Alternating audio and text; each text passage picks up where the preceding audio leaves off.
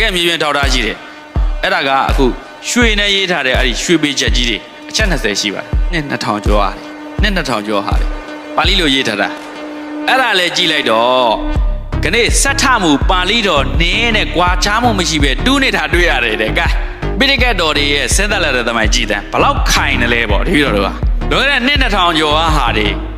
ရွှေချက်တွေမှာရေးထားတာခုချက်ကြီးရှိတယ်နော်ဒါတွေက